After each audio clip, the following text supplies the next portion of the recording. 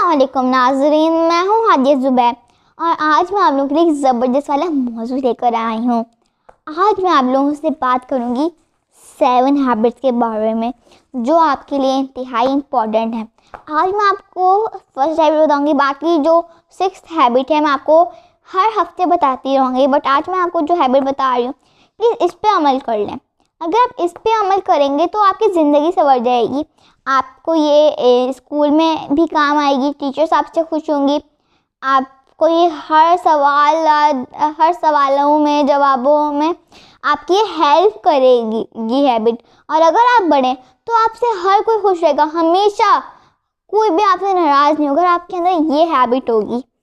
तो अभी मैं आपको कहानी सुनाऊंगी और ये हैबिट क्या है मैं इसका नेम भी आपको बाद में बताऊंगी। और मैं इस कहानी के बाद, आप ये कहानी बहुत गौर से सुनेगा क्योंकि इस कहानी के बाद हम लोग सवाल जवाब करेंगे। आप इन सवालों के जवाब मुझे कमेंट में ज़रूर बताइएगा। तो चलें हम कहानी शुरू करते हैं। एक दिन बबलू के लिए बहुत बोर हो रहा था। वो अपनी मामा के पास गया और कहने लगा, मामा मैं बहुत बोर हो रहा हूँ, करने के लिए कोई काम ही नहीं है। मामा ने कहा, ये जो तुम अनाज जमा करते रहते हो इनका जायज़ा लो।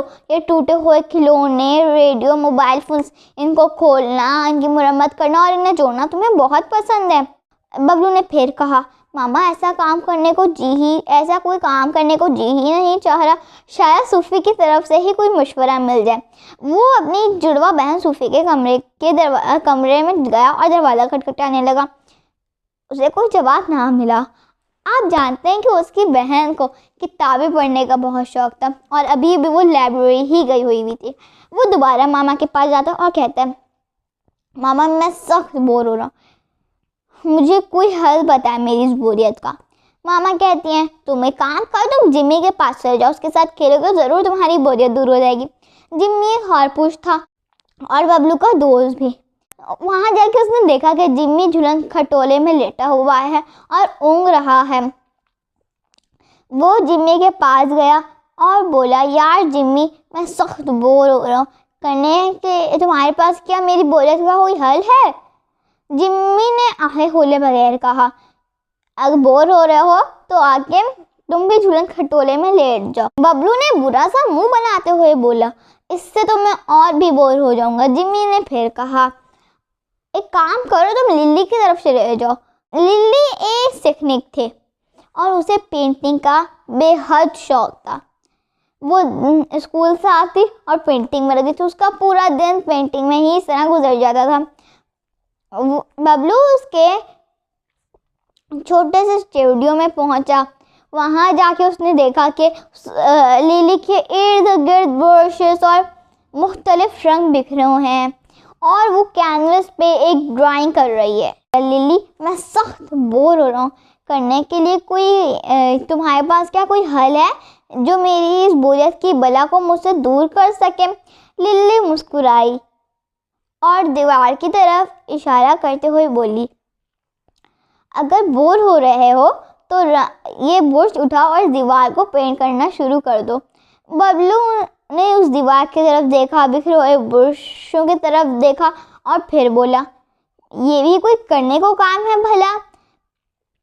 उल्टी सीधी लकीरें खींच देना और ब्रश फेर देने से मुझे क्या मिलेगा भला? लिली बहुत ही खुश मिजाज थी। लिली ने उसकी ये बात सुनी और वो संजीदा होकर बोली, तुम एक काम करो कि तुम गोपी की तरफ क्यों नहीं चले जाते? वो बहुत ही दिलचस्प काम करता है।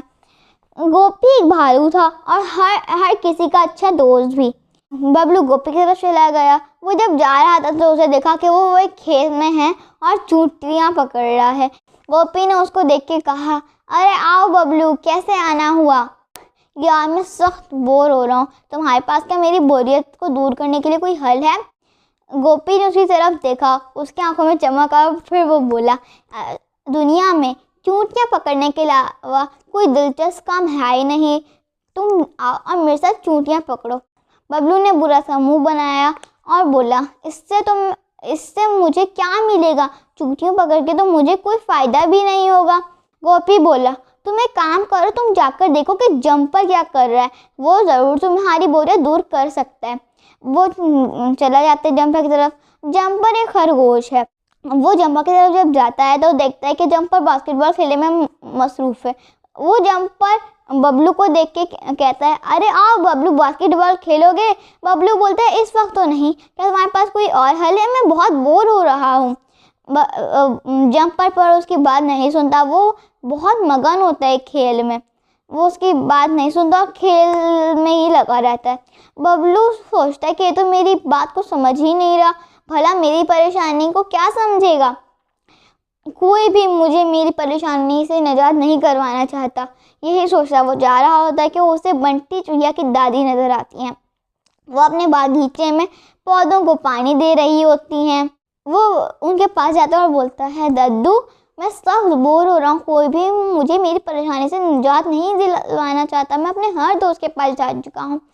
दादी बोलती हैं, बेटा तुम्हें कोई भी तुम्हारी बोरियत से निजात नहीं दिलवा सकता है, तुम्हें खुद अपनी बोरियत का इलाज ढूंढना होगा, तुम्हें खुद मिलेगा तुम्हारी बोरियत का इलाज, तुम्हें कोई और नहीं दिलवा पाएगा। वो हैरानी से पूछता है, अपनी बोरियत का इलाज मैं कैसे ढूंढूं? दादी बोलती हैं, तुम अपने इर्द गिर्द देखो, तुम्हें ज़रूर इलाज मिलेगा। वो अपने इर्द गिर्द देखता है, नीला आसमान, हरे हरे पेड़, एक पड़ा हुआ मुर्गियों का दरबा और उसके साथ पड़ा हुआ एक रेडियो। उस रेडियो को देखता है और दादी से पूछता है, दादी ये रेडियो यहाँ क्यों पड़ा हुआ है? दादी जवाब देती हैं, बेटा तुम तो जानते ही हो कि बंटी के दादा को यह रेडियो सुनना कितना पसंद है, लेकिन ये कुछ अर्से से ख़राब पड़ा, इसलिए मैंने बाहर रख दिया कि कबाड़िए इसे ले जाएगा। बबलू के जहन में एक आइडिया आता है और वो दादी से पूछते, दादी क्या इसको मैं अपने साथ ले जा सकता हूँ? दादी बोलती हैं, हाँ ज़रूर बेटा, अभी हमारे किस काम का।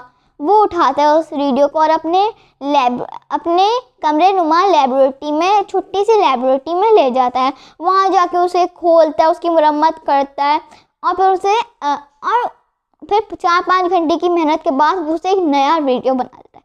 वो चला के देखता है, उसकी आवाज़ भी सही आ रही होती है और वो बिल्कुल नया लग रहा होता है। और वो उसकी खुशी की इंतहा नहीं होती क्योंकि उसने अपनी मेहनत से इतना प्यारा रेडियो तैयार कर लिया। वो उसे उठाता है और सीधा बंटी के घर जाता है और दादा के कमरे में चला जाता है और जाके उनके सामने रेडियो पेश करता है। वो उस रेडियो को देख के बहुत खुश होता है और उसे शाबाशी देने लगते हैं और शाबाशी लेके तो उसकी खुशी की इंतहा नहीं होती। और अब वो अपनी खुशी का राज जान चुका है। अब वो जब भी बोर होता है वो अपने मोहल्ले के लोगों के घर जाता है, उनसे ख़राब चीज़ें लेता है, उनकी कोई भी ख़राब चीज़ लेता है उसकी मरम्मत करके उन्हें दे देता है और उसे उस तरह दुआएं भी मिलती हैं। वो कभी बोर नहीं होता इस तरह से। अब आपको मैं इस कहानी का नेम बताती हूँ। इस कहानी का नेम है बी प्रोएक्टिव।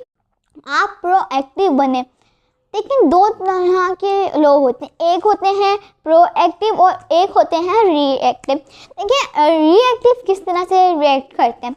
वो क्या करते हैं, जैसे वो फेल हो गए, वो बोर हो रहे हैं, परेशान हैं या फिर कुछ भी उनकी परेशानी होगी, वो क्या करेंगे, किसी और के सर डाल देंगे, कहेंगे ये मेरी गलती नहीं उसकी गलती है। ऐसे लोग होते हैं रिएक्टिव। लेकिन आप फेल हो गए समझते हैं और आप कहते हैं ये उसकी गलती नहीं, ये मेरी गलती है, ये मेरी वजह से है, तो आप बनेंगे प्रोएक्टिव। तो आपको प्रोएक्टिव बनना है, नॉट रिएक्टिव। तो मैंने इसलिए आपको शुरू में सवालात का कहा था, तो चलें सवाल करते हैं। मैं बस सवालात देख के कर लूँ, तो चलें सवाल करना शुरू करें। पहला सवाल, बबलू बोरियत क्यों महसूस कर रहा था? मामा, गोपी, बंटी, जिम्मी या जंपर, कौन इसकी बोरियत का जिम्मेदार था? बबलू की मामा ने उससे बोरियत का क्या इलाज दिया था? आप जब बोर होते हैं तो क्या करते हैं? आपकी बोरियत का जिम्मेदार आप खुद होते हैं या कोई और? प्लीज़ इसके आंसर मुझे कमेंट में बताएं और इस फर्स्ट हैबिट पे अमल करें। आपकी ज़िंदगी में इतना सुकून आ जाएगा और जो मैं आपको अगली हैबिट्स बताने जा रही हूँ वो भी आप आराम से अमल कर लेंगे। तो मैं आपको नेक्स्ट सैटरडे को और नेक्स्ट हैबिट बताती हूँ। इस हैबिट पर अमल करें और आप अपनी ज़िंदगी अच्छी बनाएं। बहुत बहुत शुक्रिया।